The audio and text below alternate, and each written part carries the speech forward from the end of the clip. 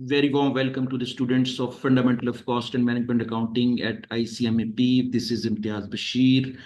Today we will continue our topic that was discussing about the cost classification.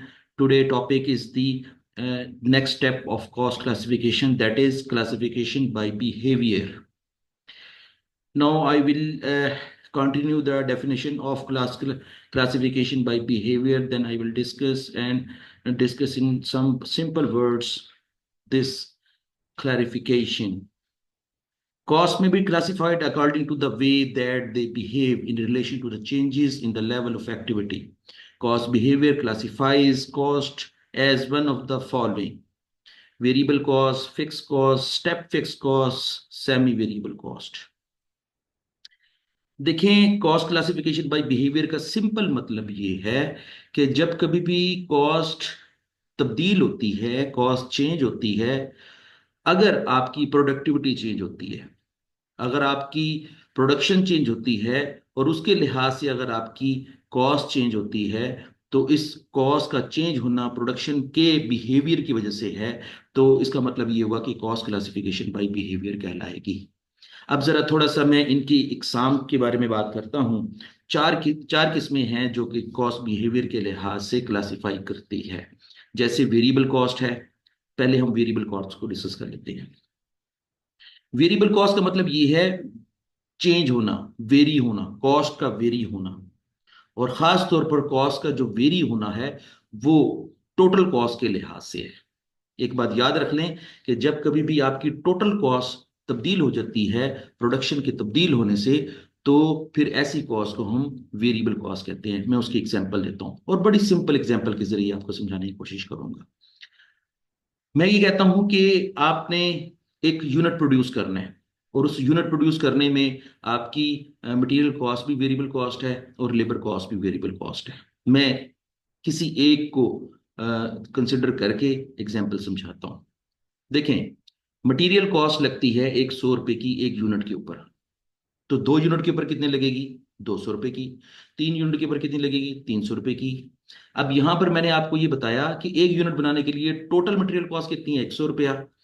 2 unit बनाने के लिए total material cost कितनी है? 200 रुपये। और 3 यूनिट बनाने के लिए टोटल मटेरियल कॉस्ट कितनी है? 300 रुपये। तो इसका मतलब क्या हुआ कि टोटल कॉस्ट चेंज हो रही है, टोटल कॉस्ट बढ़ रही है। अब ये टोटल कॉस्ट बढ़ रही है तो इसका मतलब ये हुआ कि टोटल कॉस्ट वेरी कर रही है। एक तरफ से यूनिट्स भी बढ़ रहे हैं, दूसरी तरफ से टोटल वेरिएबल कॉस्ट भी बढ़ रही है, तो इसका मतलब ये हुआ कि ये वेरिएबल कॉस्ट है। ठीक हो गया? तो जब कभी भी कोई भी ऐसी कॉस्ट जो कि अपने टोटल के लिहाज से तब्दील हो जाती है, अगर प्रोडक्शन चेंज होती है तो टोटल कॉस्ट भी चेंज होती है, तो इसका मतलब ये होगा कि वो वेरिएबल कॉस्ट है।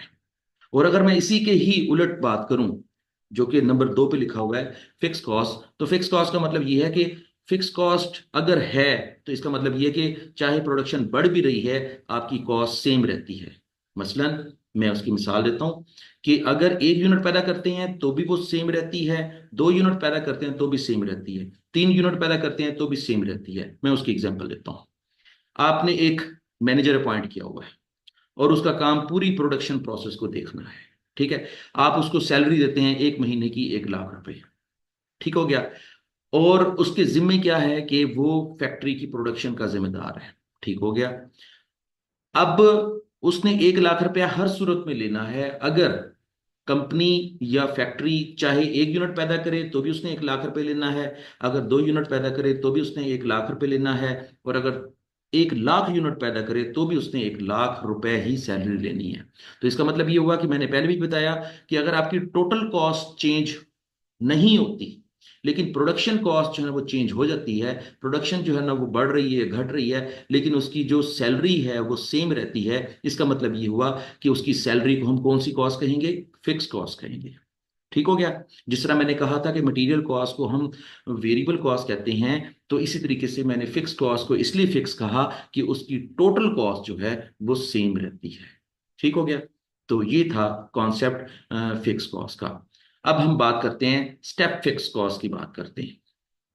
स्टेप फिक्स कॉस्ट से मुराद ये है कि एक ऐसी कॉस्ट जो कि एक खास हद तक सेम रहती है और एक खास हद से जैसे क्रॉस करती है वो बढ़ना शुरू हो जाती है। ठीक है। जैसे फॉर एग्जांपल मैं कहता हूं, मैंने अक्सर मोबाइल के जो नेटवर्क्स हैं ना उसके लिहाज से ये चीज़ें नोट की हैं।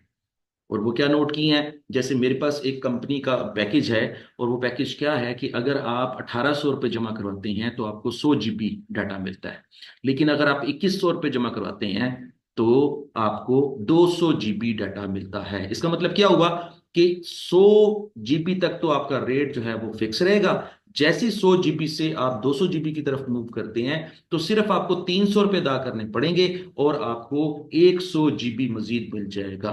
तो इसका मतलब ये हुआ कि जब कभी भी आप ऐसी कॉस्ट इनकर करें जो एक खास हद तक फिक्स रहे, और जैसी उस खास हद से बढ़े तो उसकी वजह से जो कॉस्ट आप इनकर करते हैं उसको हम क्या कहते हैं, स्टेप फिक्स कॉस्ट। जिस तरह ये लफ्ज लिखा हुआ है ना, स्टेप फिक्स कॉस्ट, तो इसकी इसकी जो कर्व होती है वो भी तकरीबन स्टेप की तरह ही होती है। स्टेप मींस जो सीढ़ियां जिस तरह चढ़ते हैं आप, एक एक सीढ़ी में एक स्टेप के बाद दूसरा स्टेप, दूसरे स्टेप के बाद तीसरा स्टेप, और इस तरह आप चढ़ते जाते हैं और आपके जो स्टेप बढ़ते जाते हैं। इसी तरह स्टेप फिक्स कॉस्ट का कॉन्सेप्ट भी उसी सीढ़ी से ही लिया गया है, इसलिए उसको स्टेप फिक्स कॉस्ट कहते हैं कि एक खास हद तक वो कॉस्ट फिक्स रहती है। जैसे ही वो एक खास हद क्रॉस करती है और उसका पैकेज जो है वो उसके जो क्वांटिटी है वो बढ़ जाती है तो फिर उसकी कॉस्ट भी बढ़ जाती है। लेकिन एक खास हद तक जो है वो कॉस्ट आपकी फिक्स रहेगी। जैसे फॉर एग्जांपल, अगर आप 1800 रुपये का पैकेज करते हैं तो चाहे आप 1 GB यूज करें, चाहे 50 GB यूज करें, चाहे 90 GB यूज करें, आपको 1800 रुपये अदा करने पड़ेंगे। इट मीन्स कि एक खास हद तक आपको जो है ना वो फिक्स पैसे अदा करने पड़ेंगे। और जैसे ही अगर आपने जीबी जो है ना वो 100 GB से एक भी जीबी ज्यादा खर्च किया तो आपको 300 रुपये मजीद अदा करने पड़ेंगे। ठीक हो गया। तो जब कभी भी हम ये कहते हैं कि आपकी टोटल जो कॉस्ट है एक खास हद तक सेम रहती है और उस खास हद से अगर बढ़ती है तो वो बढ़ती हुई जो कॉस्ट है उसको हम क्या कहते हैं, स्टेप फिक्स कॉस्ट कहते हैं। और एक सिंपल सी एग्जांपल मैंने आपको दे दी है, और इसको जिस न्यूमेरिकली भी हम हल करेंगे, इसको सॉल्व करेंगे ताकि आपका कॉन्सेप्ट मजीद क्लियर हो जाए। तीसरी कॉस्ट है आपकी semi variable cost. Semi variable cost का कॉन्सेप्ट बिल्कुल सिंपल है। एक ऐसी कॉस्ट एक ऐसी कॉस्ट, टोटल कॉस्ट, जिसके अंदर वेरिएबल कॉस्ट का भी एलिमेंट शामिल हो, फिक्स कॉस्ट का भी एलिमेंट शामिल हो, तो ऐसी टोटल कॉस्ट को हम सेमी वेरिएबल कॉस्ट कहते हैं। उसकी एग्जांपल मैंने लास्ट क्लास में भी दी थी आपको, आज फिर दे देता हूं कि जैसे फॉर एग्जांपल मैं कहता हूं कि हमारे घरों में बिजली का बिल आता है, गैस का बिल आता है, वासा का बिल आता है, और इसी तरीके से मुख्तलिफ किस्म के जो है ना वो हमारे यूटिलिटी बिल आते हैं। यूटिलिटी बिल में आपने देखा होगा, जैसे मैं एग्जांपल लेता हूँ बिजली के बिल की। बिजली के बिल के अंदर दो किस्म के बिल के अंदर पैसे शामिल होते हैं। एक वो पैसे जो कि फिक्स होते हैं और उसकी नेचर क्या है, जैसे मीटर का रेंट है। आप बिजली चाहे यूज करें या ना करें, आपको बिजली का जो रेंट है, मीटर का जो रेंट है वो अदा करना पड़ेगा। मेरे ख्याल में, मैं अगर भूल नहीं रहा तो 400 रुपये पर मीटर के हिसाब से बावडा हमारे से मीटर का रेंट हासिल करता है। ठीक है। अच्छा, अब अगर हमारा एक यूनिट हमने खर्च किया तो अब हमारा टोटल बिल कितना आएगा, 400 रुपये रेंट के, और एक यूनिट के फॉर एग्जाम्पल अगर लगा लें 100 रुपये, तो हमारा बिल कितना आएगा, 500 रुपये आएगा। लेकिन अगर हम 2 यूनिट खर्च करते हैं तो फिर कितना बिल आएगा, 400 रुपये फिक्स कॉस्ट और 2 यूनिट के 200 रुपये आपका वेरिएबल कॉस्ट, तो टोटल कितना बिल आएगा, 600 रुपये। अगर हम, इसका मतलब ये हुआ कि एक ऐसा बिल या एक ऐसी कॉस्ट जिसके अंदर दो किस्म के एलिमेंट्स ऑफ कॉस्ट शामिल होते हैं, जिसमें हम वेरिएबल कॉस्ट भी कह सकते हैं और फिक्स कॉस्ट भी कह सकते हैं, दोनों एलिमेंट शामिल हैं, तो इसका मतलब ये है कि ऐसी कॉस्ट को, कंबाइंड कॉस्ट को, ऐसे खर्चे को हम सेमी वेरिएबल कॉस्ट कहते हैं। अब हम एक एक करके इन सारी की सारी कॉस्टों को मजीद डिस्कस करते हैं ताकि आपका ये कॉन्सेप्ट मजीद अच्छा हो जाए। अच्छा जी,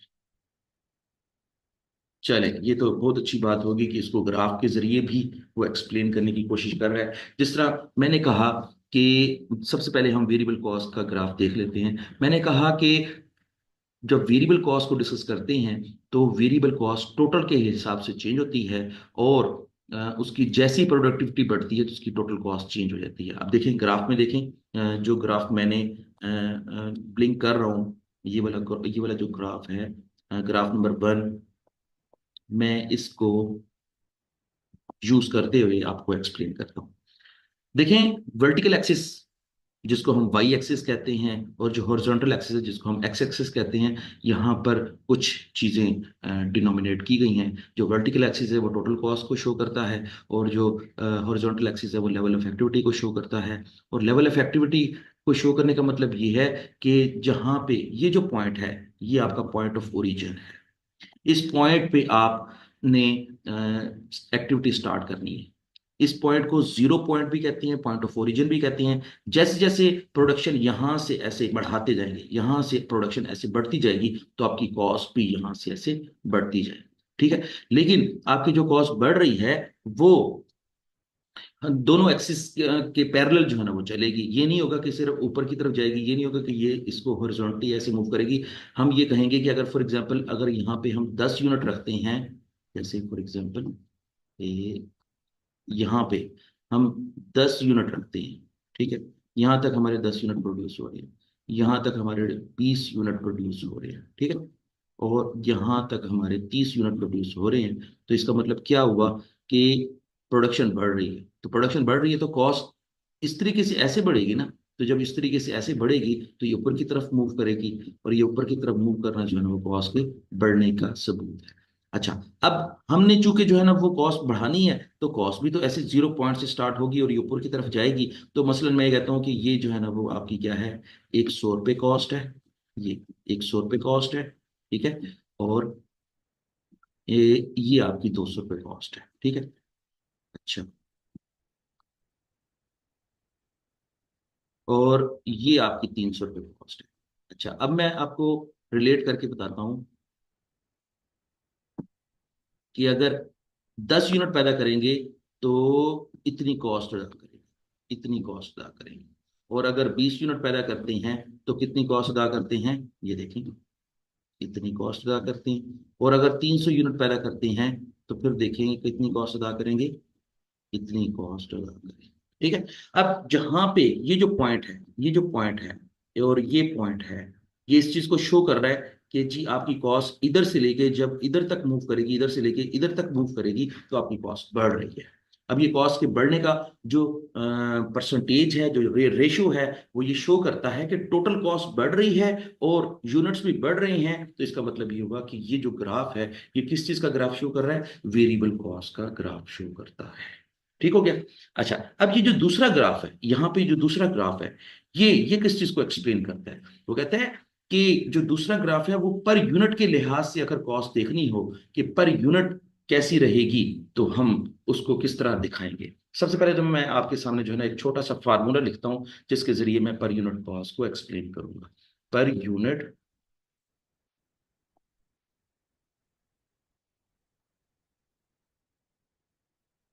cost is equal to total cost divided by total number of unit produced, number of units.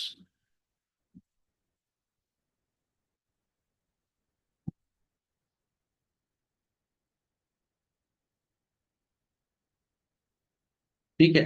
जैसे फॉर एग्जांपल हमने देखा कि हमने यहाँ पर 30 यूनिट प्रोड्यूस किए हैं और 30 यूनिट की कॉस्ट है 300 रुपये। तो अगर हम 300 टोटल कॉस्ट को ऊपर रखें और 30 यूनिट को नीचे रखें तो हमारा आंसर आता है 10। अब 10 का मतलब क्या है, 10 का मतलब ये है कि पर यूनिट कॉस्ट जो है वो आपकी सेम रहेगी। और अगर सेम रहेगी तो इसका मतलब ये होगा कि जो सेम रहता है वो फिक्स होता है। तो इसका मतलब ये होगा कि जब कभी भी अब हम डिस्कस करते हैं पर यूनिट के कॉस्ट के लिहाज से, तो पर यूनिट कॉस्ट हमेशा जो है वो आपकी सेम रहती है, और वो इस चीज को शो कर रही है, ये इस चीज को शो कर रही है। और ये जो कर्व है, इसका मतलब भी यही है कि चाहे आप 10 यूनिट पैदा करें, चाहे आप 20 यूनिट पैदा करें, चाहे आप 30 यूनिट पैदा करें, आपकी कॉस्ट जो है वो सेम रहेगी, पर यूनिट कॉस्ट सेम रहेगी। जैसे ये देखें जरा, 10 यूनिट पैदा करते हैं तो भी आपकी जो है ना वो पर यूनिट कॉस्ट सेम रहेगी, 20 यूनिट पैदा करते हैं तो भी कॉस्ट सेम रहेगी, और अगर आप 30 यूनिट पैदा करते हैं तो भी आपकी कॉस्ट सेम लेवल पे रहेगी। ये कॉस्ट ऊपर या नीचे नहीं जा रही, जब ऊपर या नीचे नहीं जा रही, सेम रह रही है, चाहे 10 यूनिट पैदा करते हैं, चाहे 20 यूनिट, चाहे 30 यूनिट पैदा करते हैं, तो ये कॉस्ट आपकी सेम रहती है। इसका मतलब क्या हुआ कि आपकी कॉस्ट जो है वो पर यूनिट के लिहाज से सेम रहेगी, लेकिन टोटल के लिहाज से बढ़ती जाएगी। जो ग्राफ 1 है वो इस चीज को शो करता है कि टोटल कॉस्ट, ये देखिए जरा, एक ये देखिए, ये टोटल कॉस्ट के लिहाज से जो है ना वो कॉस्ट बढ़ रही है, हर प्रोडक्शन के साथ साथ, हर प्रोडक्शन की इंक्रीज होने के साथ साथ आपकी कॉस्ट बढ़ रही है। लेकिन जो पर यूनिट कॉस्ट है जो इस चीज को शो करती है, वो चाहे प्रोडक्शन बढ़े या घटे, पर यूनिट के लिहाज से आपकी कॉस्ट सेम रहेगी। तो पर यूनिट के लिहाज से सेम रहेगी, तो इसका मतलब पर यूनिट के लिहाज से आपकी कॉस्ट फिक्स रहेगी। तो अब आपने यहाँ पर दो चीजें सीख ली कि अगर हम टोटल कॉस्ट के लिहाज से देखें तो टोटल कॉस्ट बढ़ती है, पर यूनिट के लिहाज से देखें तो वो सेम रहती है। ये है फिनोमेना वेरिएबल कॉस्टिंग का। मुझे उम्मीद है कि आपको ये समझ आ गई होगी, और हम इसको, इस टॉपिक को बड़े अच्छे तरीके से कर चुके होंगे। थोड़े से इसके नोट्स लेते हैं। वो कहता है कि जी, जो वेरिएबल कॉस्ट की जो एग्जांपल्स हैं वो क्या है, जैसे डायरेक्ट कॉस्ट है, ये आपकी वेरिएबल कॉस्ट है, ठीक है। अच्छा, और आपकी डायरेक्ट कॉस्ट के अंदर कितनी चीजें शामिल होती हैं, तीन चीजें शामिल होती हैं, जैसे रॉ मटेरियल कॉस्ट है, जैसे डायरेक्ट लेबर कॉस्ट है, और जैसे डायरेक्ट एक्सपेंसेस हैं। जैसे जैसे प्रोडक्शन बढ़ेगी आपकी टोटल कॉस्ट जो है वो बढ़ती जाएगी, लेकिन पर यूनिट कॉस्ट आपकी सेम रहेगी।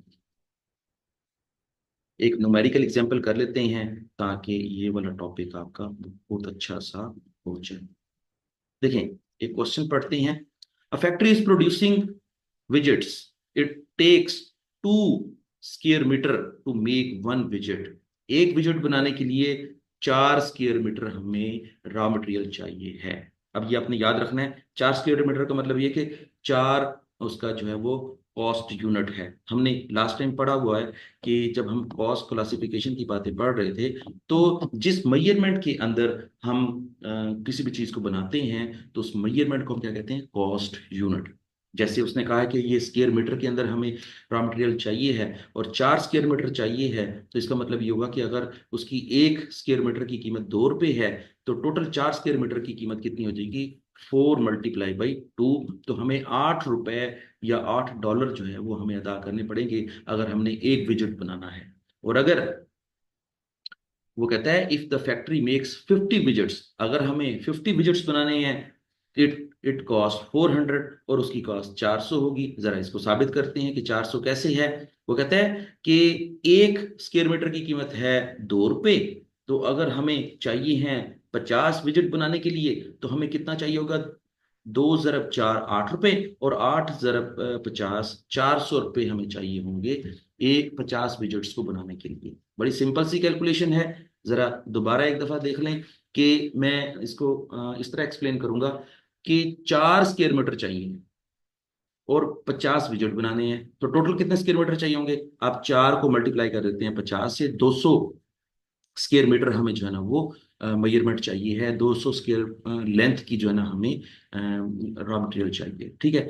और अगर मैं ये कहूँ कि अब इसके पैसे बनाने हैं या इसके पैसों की कैलकुलेशन कर लें, तो सिंपल होगा कि 200 को मल्टीप्लाई कर देते हैं 2 रुपए के साथ या $2 के साथ मल्टीप्लाई कर देते हैं, तो आपका जो 400 रुपये आंसर आएगा, ये 50 विजिट की मटीरियल कॉस्ट आ जाएगी। ठीक हो गया। If the factory makes 100 visits it cost 800। अब देखें, पहले एक विजिट की बात की थी तो उसका कितना बिल बना था, 4 × 2 8 रुपए। जब 50 विजिट बनाए तो उसका बिल कितना बना, 400 रुपये। और जब 100 विजिट बनाए तो उसका बिल कितना बना, 800 रुपये। अब देखें कि हर क्वांटिटी के बढ़ने के साथ साथ कॉस्ट भी बढ़ रही है। पहले सिर्फ 8 रुपए थी, फिर 400 रुपये होगी, फिर 800 रुपये होगी। इसका मतलब है कि क्वांटिटी भी बढ़ रही है और आपकी कॉस्ट भी बढ़ रही है।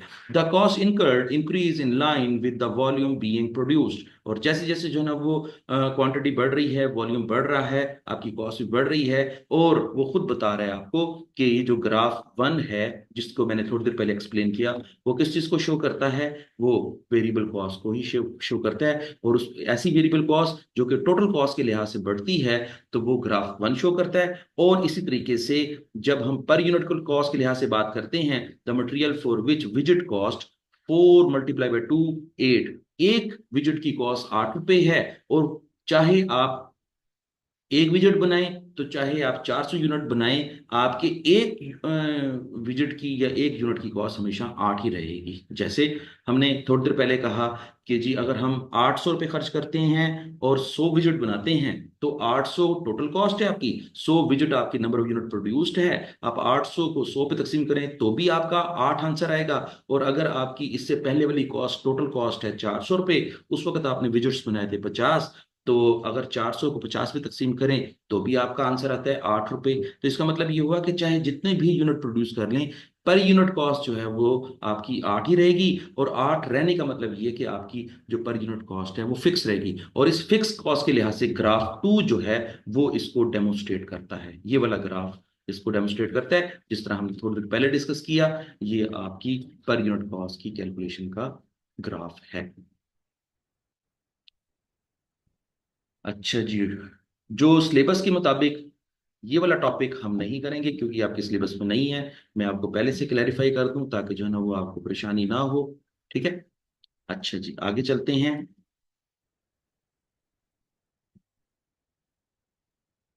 अब हम बात करते हैं फिक्स्ड कॉस्ट की, कि फिक्स्ड कॉस्ट क्या होती है। जिस तरह मैंने डेफिनेशन जिस वक्त डिस्कस कर रहा था, जब मैं तरतीब से बात कर रहा था, तो उसमें मैंने कहा था कि फिक्स कॉस्ट का मतलब ये होता है कि नंबर ऑफ यूनिट प्रोड्यूस चाहे बढ़ भी जाएं, आपकी टोटल कॉस्ट अगर सेम रहती है तो वो फिक्स कॉस्ट को शो करती है। ठीक है। अच्छा, जैसे मैंने एग्जांपल दी कि अगर एक जनरल मैनेजर अपॉइंट किया है, अगर उसके होते हुए एक यूनिट प्रोड्यूस करते हैं तो फिर भी हम 1 लाख रुपए उसको सैलरी देंगे।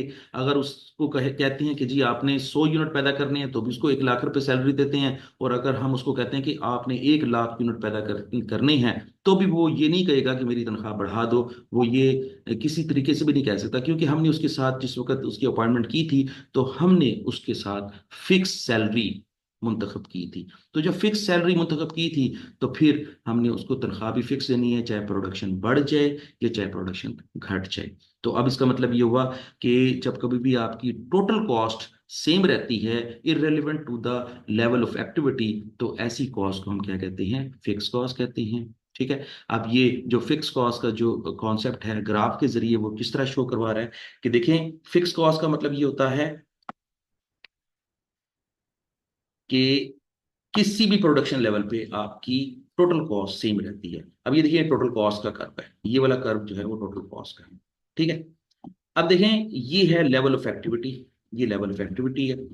मैं ये कह सकता हूं कि अगर 0 यूनिट पैदा करेंगे तो भी उसको सेम तनख्वाह देंगे। अगर फॉर एग्जांपल यहाँ पर मैं लिखता हूँ 10 यूनिट, यहाँ मैं लिखता हूँ 10 यूनिट, तो भी उसको तनख्वाह जो है ना हम फिक्स देंगे। ये देखिए यहाँ पर फिक्स दे रहे हैं। ठीक है। और अगर हम उसको यहाँ पर 20 यूनिट उससे प्रोड्यूस करवा रहे हैं, ठीक है, ये थोड़ा सा मैं इसको ऊपर कर देता हूँ ताकि मैं आपको सही तरह समझा सकूँ। ये देखें, अगर मैं यहाँ पर कहता हूँ कि उससे 20 यूनिट प्रोड्यूस करते हैं तो भी उसको फिक्स तनख्वाह देंगे। और फिक्स तनख्वाह का मतलब क्या है कि यहाँ पर अगर फॉर एग्जांपल 0 रखते हैं और यहाँ पर हम 1 लाख रुपए रखते हैं, मतलब टोटल कॉस्ट के लिहाज से या उसकी टोटल तनख्वाह के लिहाज से 1 लाख रुपए लिखते हैं, तो फिर क्या होगा कि हमने उसको 1 लाख रुपए तनख्वाह दी है, चाहे यहाँ पर उससे 10 यूनिट पैदा करवाए हैं, चाहे 20 यूनिट पैदा करवाए हैं, चाहे 30 यूनिट पैदा करवाए हैं, हमने उसको तनख्वाह का सेम लेवल दिया है। जब सेम लेवल दिया है तो फिर हम क्या कहेंगे कि उसकी जो टोटल कॉस्ट है, फैक्ट्री की जो टोटल कॉस्ट है वो सेम है। और लेवल ऑफ एक्टिविटी चाहे बढ़ रहा है चाहे घट रहा है, उसकी कॉस्ट सेम है, इसलिए हम उसको क्या कहेंगे, फिक्स कॉस्ट कहेंगे। और इंटरेस्टिंग बात, दूसरा ग्राफ जो है वो किस चीज को शो करता है, पर यूनिट कॉस्ट को शो करता है। और ये बात याद रख लें कि जब कभी भी fix cost per unit calculate की जाती है तो वो हमेशा जो है वो डिक्रीज करती है। डिक्रीज करने का मतलब ये है कि वो नीचे की तरफ मूव करेगी। नीचे की तरफ मूव करने का मतलब ये है कि उसकी पर यूनिट कॉस्ट गिरेगी। हम उसको एक एग्जांपल के जरिए भी कर लेते हैं। जैसे एग्जांपल नंबर 1, हमने कहा था कि अगर हम 10 यूनिट पैदा करते हैं और 1 लाख रुपए कॉस्ट है, तो हम क्या करेंगे, टोटल कॉस्ट को टोटल प्रोडक्शन पर डिवाइड कर देंगे। हमारी पर यूनिट कॉस्ट आ जाएगी 10,000 रुपये। 1 लाख तकसीम 10 यूनिट्स, तो आंसर क्या आ जाएगा, 10,000 रुपये। इसका मतलब एक यूनिट की कॉस्ट कितनी हो जाएगी, 10,000 रुपए।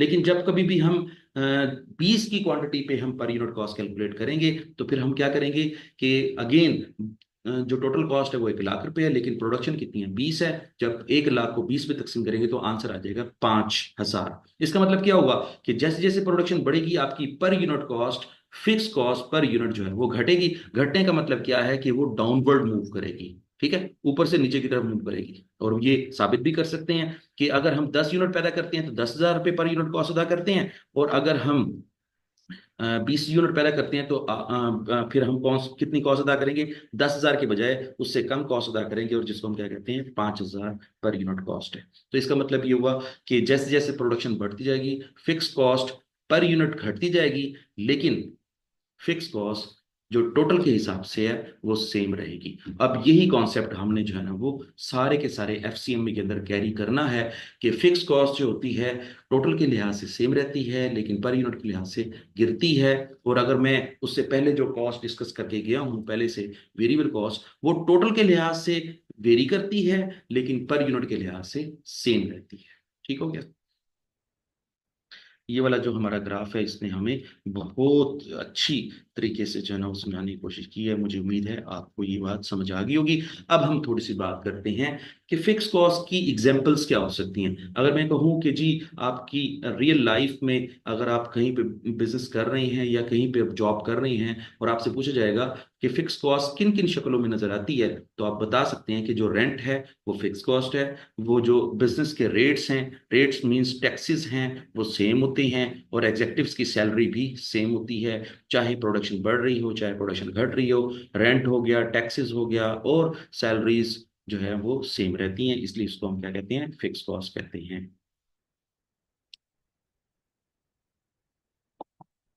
अच्छा जी, चलें थोड़ी सी न्यूमेरिकल एग्जांपल भी कर लेते हैं कि अगर फिक्स कॉस्ट की न्यूमेरिकल एग्जांपल अगर हो तो हम उसको किस तरह इलेबोरेट करेंगे।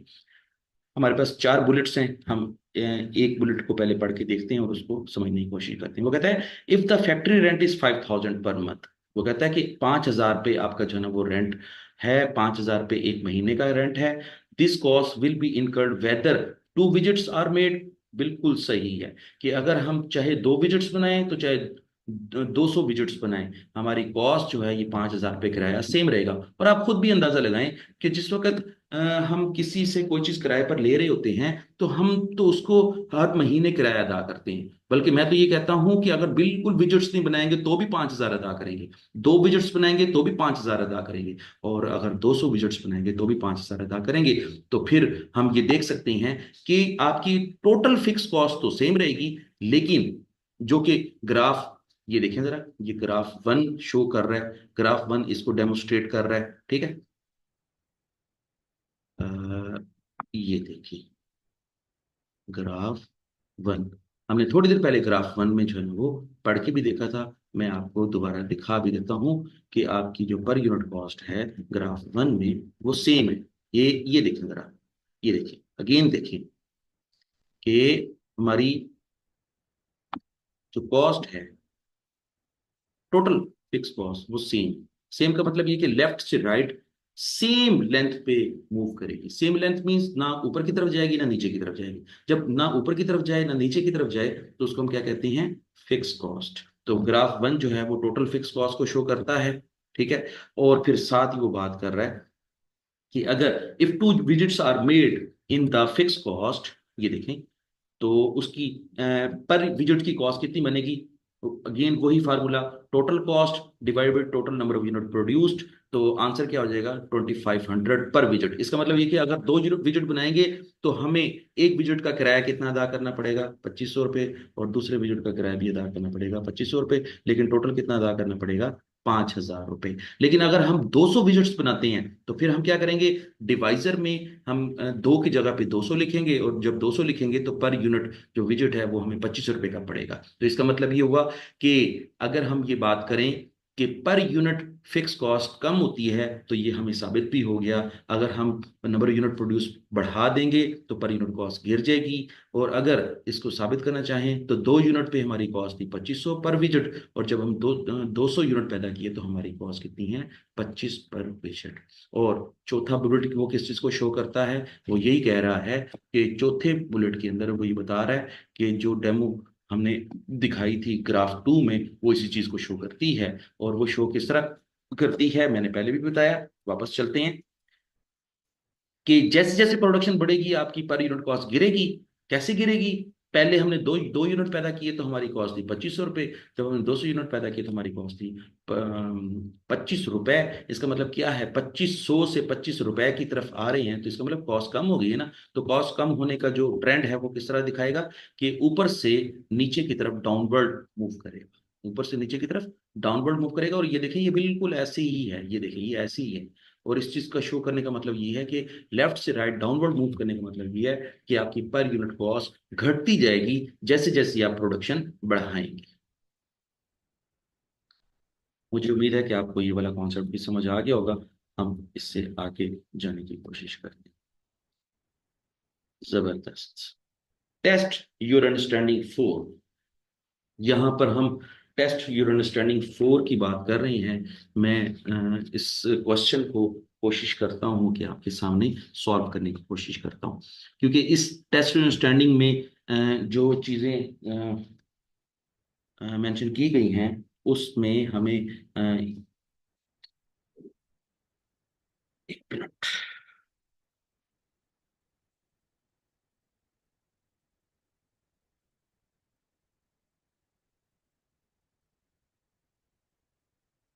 वो कहता है कि जी ILCB has the following information relating to the one of the products.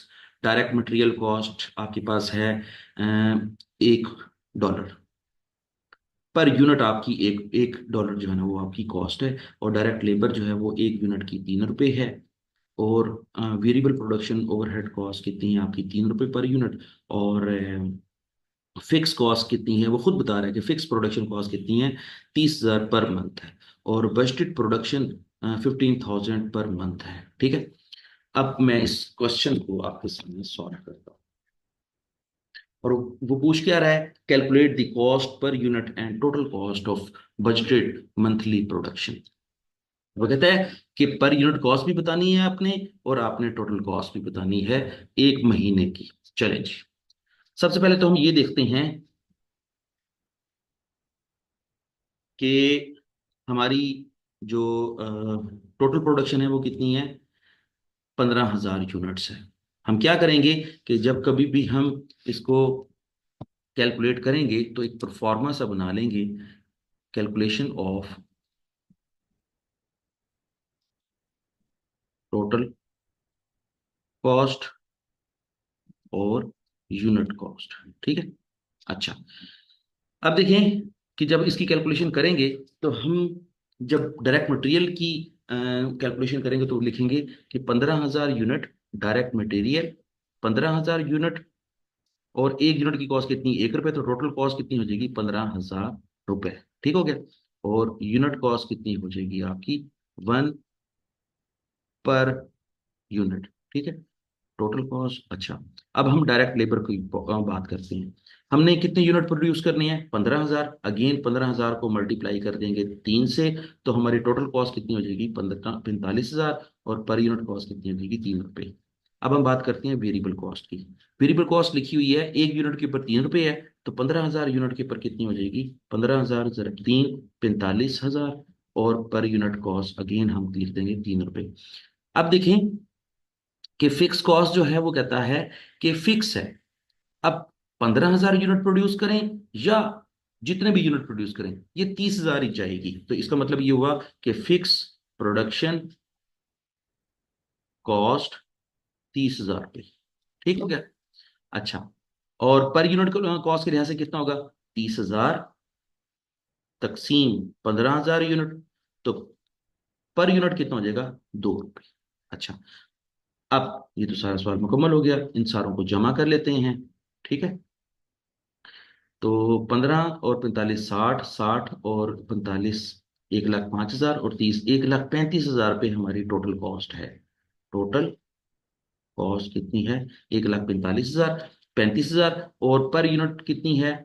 1 और 3 4, 4 और 5, ये 11 रुपये पर यूनिट आपकी कॉस्ट है। ठीक हो गया। मैं इस क्वेश्चन को आपके सामने दिखा भी देता हूँ। देखिए।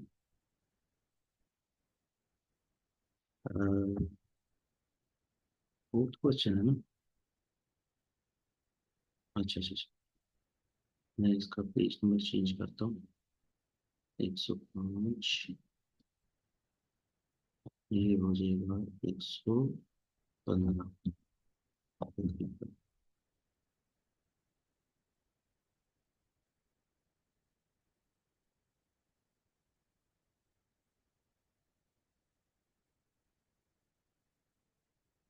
ओ,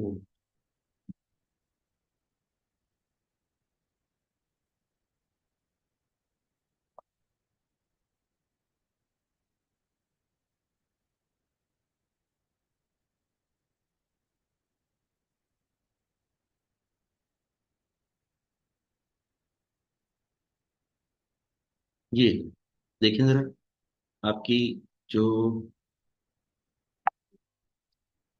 7 और 2 9 रुपये आपकी पर यूनिट कॉस्ट है, और 1,35,000 का टोटल कॉस्ट है। तो इस तरीके से आपने एक स्टेटमेंट बनानी है जिसमें ये बताने की कोशिश की जा रही है कि अगर टोटल कॉस्ट कैलकुलेट करनी पड़ जाए तो वेरिएबल कॉस्ट और फिक्स कॉस्ट को किस तरह हमने मैनेज करना है। जब कभी भी वेरिएबल कॉस्ट होगी तो वो नंबर यूनिट प्रोड्यूस से मल्टीप्लाई हो जाएगी, लेकिन जब कभी भी फिक्स कॉस्ट होगी तो वो नंबर यूनिट प्रोड्यूस से डिवाइड हो जाएगी, ताकि जो है हम पर यूनिट कॉस्ट कैलकुलेट कर सकें। ये थी आज की वर्किंग, जिसमें हमने क्लासिफिकेशन बाय बिहेवियर की बात की, और इसमें हमने ये बात करने की कोशिश की कि वेरिएबल कॉस्ट क्या होती है, फिक्स कॉस्ट क्या होती है, और इनको न्यूमेरिकली किस तरह एक्सप्रेस करेंगे। मुझे उम्मीद है कि आपको ये सब समझ आ गया होगा। अगर फिर भी समझ ना आया हो तो आपने मुझसे डिस्कस करना है, ताकि हमारी जितनी भी लर्निंग है वो अप टू द मार्क हो, और आपके पेपर की तैयारियों के लिहाज से आपको हर चीज़, एक एक चीज़ समझ आती जाए, और उसमें किसी किस्म की कोई कन्फ्यूजन ना हो। चलें जी, thank you very much. Will see tomorrow. Thank you, Allah हाफिज़।